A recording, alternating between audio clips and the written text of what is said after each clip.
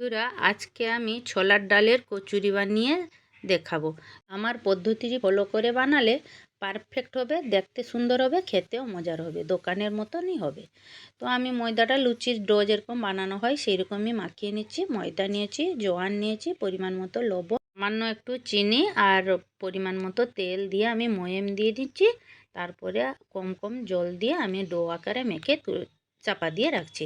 এদিকে আমি 4-5 ঘন্টা আগে থেকে ছোলার ডাল ভিজিয়ে রেখেছিলাম। জল থেকে ছেঁকে মিক্সিং জারে দিয়ে দিচ্ছি। কয়েক টুকরো আদা আর কাঁচা লঙ্কা দিয়ে আমি অল্প অল্প জল দিয়ে এটাকে আমি পেস্ট করে নেব। একদম মিহি পেস্ট না হলেও চলবে, তবে চাইলে কয়েক টুকরো নারকেলও বেটে নিতে পারেন, যাতে বড় দানা না থাকে। এবারে আমি কড়াইতে গেলাম, তেল দিয়ে দিলাম। তেলের উপর একটু হিং ফোড়ন দিয়েছি আর একটু জিরে ফোড়ন দিয়ে সামান্য একটু কালারের জন্য হলুদ দিয়ে পেস্টটি আমি ঢেলে দিলাম।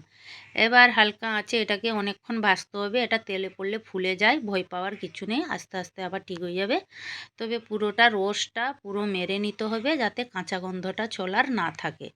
এবার নামানোর পাতে আমি জিরে গুঁড়ো আর গরম মশলা, ধনে গুঁড়ো দিয়ে ভালো করে নাড়িয়ে তুলে রাখছি ঠান্ডা হওয়ার জন্য। এবার ঠান্ডা হয়ে গেলে আমি এরকম হাত দিয়ে ডলে ডলে দলাগুলোকে ভেঙে ঝুরো ঝুরো করে নিচ্ছি।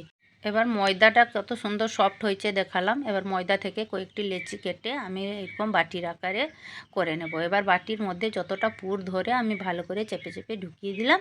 এবারে মুখটাকে আমি এরকম হাত দিয়ে গুছিয়ে গুছিয়ে সিল করে রাখবো। এরকম কতগুলো লেচি আমি এরকম কেটে নেব। আর একটা আপনাদের বোঝার সুবিধার্থে দেখাচ্ছি, দেখুন। প্রত্যেকটা লেচিকে হাত দিয়ে এরকম বাটির মতো করে নেবেন, না হলে আপনারা চাইলে বেলে নেবেন, কোনো অসুবিধা নেই। তাতে পুর ভরে এইরকম ভালো করে হাত দিয়ে গুছিয়ে নেবেন। গুছিয়ে নিয়ে ভালো করে যাতে মুখটা ফেটে না বেরিয়ে যায়, এবং একে হালকা হাতে বেলতে হবে যাতে ফেটে না বেরিয়ে যায়। সব কটা লেচি পুর ভরে রেডি করে নেওয়া হয়ে গেছে। এবার চাকি বেলনিতে তেল মাখিয়ে দিয়েছি, লেচিতে একটু তেল লাগিয়েছি, হালকা হাতে বেলে নিচ্ছি যাতে যাতে কচুরিগুলো ফেটে গুড়গুলো না বেরোয়।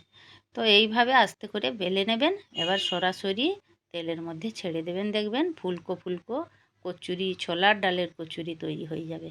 এবার আমি তো আলুর দম দিয়ে সার্ভ করেছি, আপনারা চাইলে ঘুগনি, পনির যে কোনো তরকারি দিয়ে সার্ভ করতে পারেন। একবার হলেও বানিয়ে খান। দেখুন কত সুন্দর নরম হয়েছে, দেখতেও সুন্দর হয়েছে, খেতেও মজার হয়েছে, ঝুরঝুরে হয়েছে তার ভিতরের পুরটাও। দেখুন আমি হাত দিয়ে দেখাচ্ছি, একবার হলেও বানিয়ে খান।